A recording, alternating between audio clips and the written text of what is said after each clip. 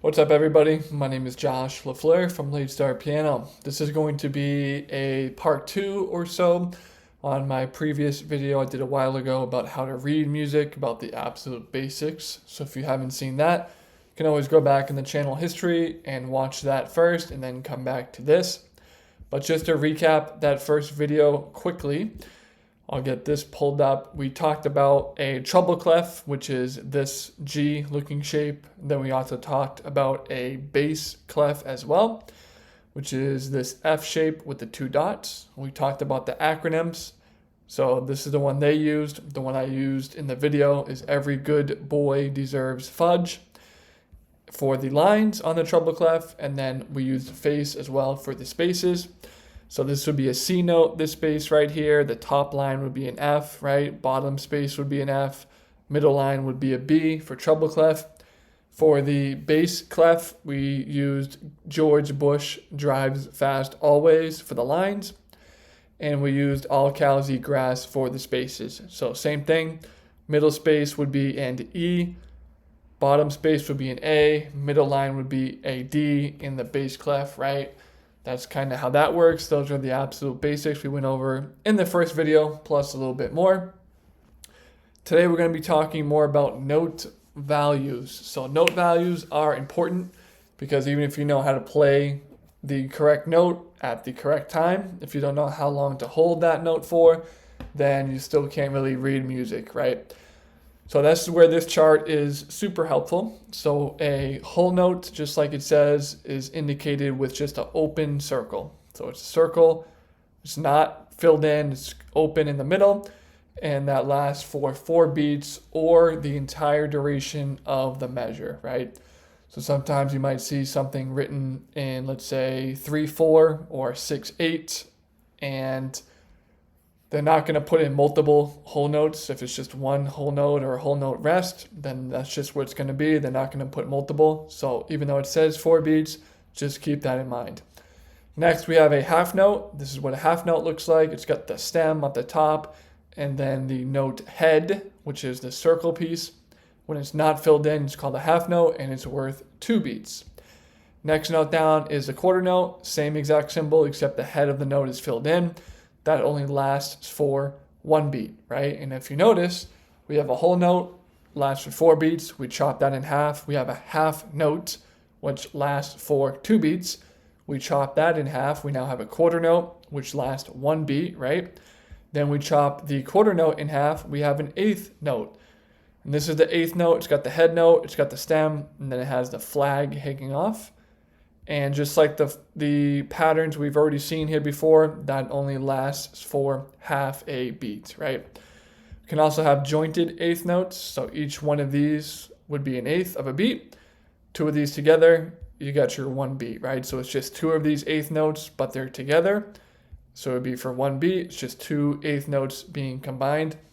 16th notes and jointed 16th, we're not going to talk about today. That's a little bit advanced. So we'll just be talking about the whole note up until the jointed eighth notes is what we'll be going over today, figuring out how to count those and so forth. And for that, I have this example. So this is Amazing Grace. I picked this one because the sheet music is pretty straightforward. It's also a song that a lot of you, or at least most of you, should know, and very popular song. I'm sure you've heard it before once or twice. So we'll kind of recap some of the things in the first video as well. We have the treble clef and the bass clef. We have the key signature. Key signature tells you what groups of notes that the song will mostly use. So it's going to be all natural notes except for the B, right? Because that's a B and this is a B. That's a B in treble clef. This is a B in bass clef. And this B symbol means flat. And because that flat symbol is on where the B note would be on the treble clef and the bass clef, that means all the B's that we see are going to be flat, so they'll be B flat.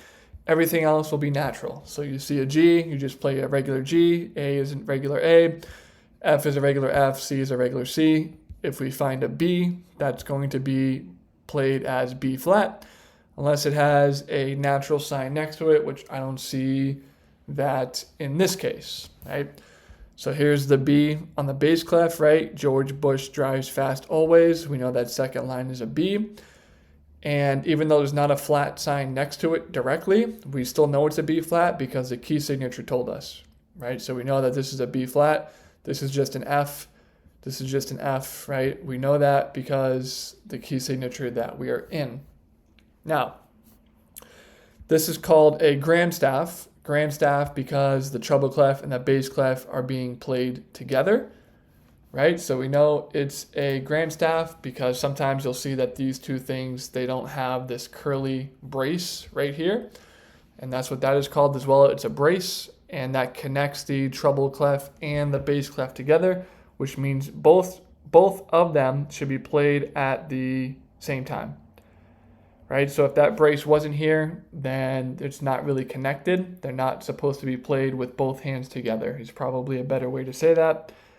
But since we do have that brace, that means both hands should be played together at the same time, right? So now we have the brace. We know we're in a grand staff. Both of these played together. We know what key signature in. We're in F because the only flat we have is a B. Then we go on to the time signature. So time signature is how many of what, right? So that's what it means. The top number is how many. The bottom number is of what. Most common signature is 4/4, so that means 4 quarter notes, right? Back to this, 4 quarter notes per measure. So this is a measure. You can see they have lines that kind of break it off. You can call them bar lines. You can call them measures. Are the two most common verbiage for that. And since we are in 3/4, that means we have 3 quarter notes per measure, right? Because we have the top number, how many, which is 3, of what is 4, which is a quarter note. Another common example, just so you know in the future, would be something like 6/8. So that would mean you would have 6 eighth notes per measure, right? And if we go down here, this would be the eighth note. So we have 6 of those per measure. But since we are in the bottom number is a 4, we know it's quarter notes, top number is 3, so 3 quarter notes per measure. And so let's kind of get into counting. We're going to ignore this first measure because that's kind of a pickup line. If you notice quickly though, there's only one beat, right, in this measure. We have a 1 quarter note, so that's just one beat. And then we kind of get into the first full measure. And then if you notice in the last measure, we have 2 beats because that's a half note, so it's only 2 beats, right? So we have the 2 beats in the last measure and the 1 beat in the first measure. That adds up to 3. We're in 3/4, so that checks out. But this is just acting as a pickup before you kind of get into the main playing of the song. So just if you're confused about that, hopefully that makes sense. Then we get into the first full measure. So we have a half note. So we have 1, 2, then on beat 3 would be this first eighth note, and then the and, right? So another thing to consider here as well is when we're talking music, we have the 1, 2, 3, right? In this case, 1, 2, 3.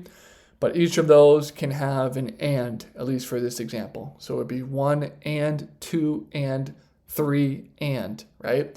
We'd have to have the and after 3 for it to be a complete measure. We can't just end on 3 because we had that 3 and, since we're using a lot of eighth notes in this example. So we have 1 and 2 and to count this half note. On beat 3 would be right here, 3 and now we're back to 1 because we're in the next measure. Then we would go 1, 2, 3. Even though I'm not saying the ands because we don't have to because there's no eighth notes. Usually only say and for eighth notes. So we'd have the 1, 2, 3, then the 1, 2, 3 again, right? 1, 2, because the half note has 2 beats and the quarter note has 1 beat. So 1, 2, 3, same thing, 1, 2, 3. Then we get down to the eighth notes, just like up here, same exact thing. We'd have 1, 2, then on beat 3 and 1 is how you would count that. So 1, 2, 3, and 1. Where it gets a little bit tricky for people is when you have things like dotted quarter notes and dotted half notes. So on the left hand, it's all dotted half notes. Whenever you see this dot, that just means you add half of the note value. half of the note value gets added. So we know that this is a half note normally because it's just an open note head and we have that note stem, right? So that's normally a half note, but because now we have that dot next to it, we have to add a quarter note. Because remember, going back to this example, we have the half note and then half of that is a quarter note, right? So add these together and that equals 3 beats. 2 beats plus 1 beat is 3 beats. Again, we are in 3/4 time, so that checks out. So you would add a quarter beat with the half beat. So this would be a full 3 beats. You could do 1, 2, 3, 1, 2, 3, 1, 2, 3, 1, 2, 3, all the way through. The left hand in this example doesn't change, right? Doesn't change in this example. It's just the same way. You're just holding down single notes for the entire duration of the measure, and so on and so forth. Now, where it gets tricky is if we go down to measure 9, you have dotted quarter notes, and now you have eighth notes, and you have the eighth notes joined together, right? They're beamed. So how will we count this? Well, we know that this is a quarter note, so normally that is just 1 beat, so 1 and, right? But then we also have a dot next to it, which means we add half of the value.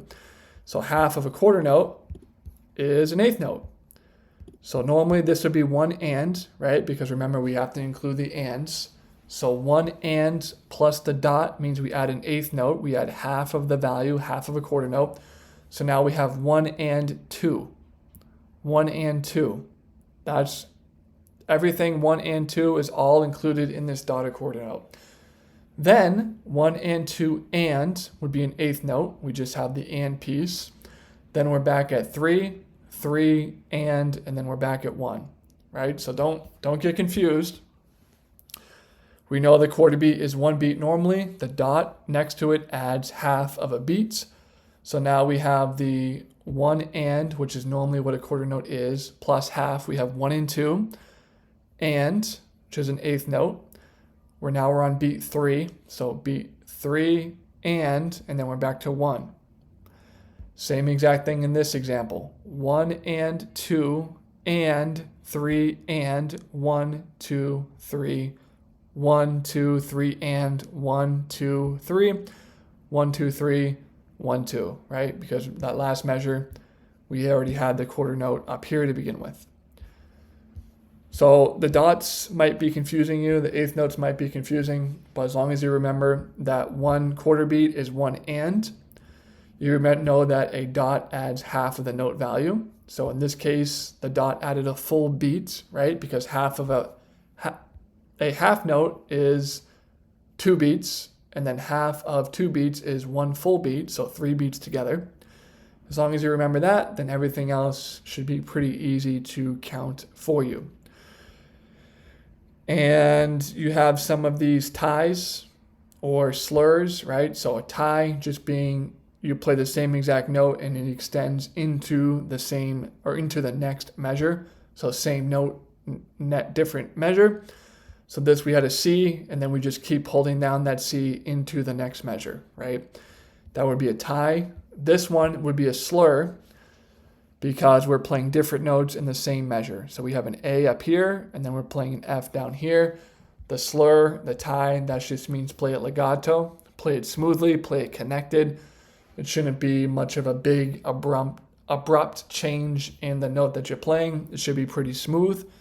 So when they're connected to different notes, that's a slur. When they're connected to the same note, that is a tie, right? And I think that's pretty much it. We had a quarter note rest. So this is a rest just for 1 beat. That's the only rest we had. Everything else is being played. We have the double bar measure down here. So if you notice, this end of the measure here just has the 1 thinner bar. Down here, we have the same thinner bar, plus we have that bar that's in bold, which means the piece is over. That signifies the end of the piece, right? And I think that's pretty much it. So hope that helps. Any questions, of course, let me know. Please leave a comment down below. Happy practicing. My name is Josh LaFleur with Late Start Piano.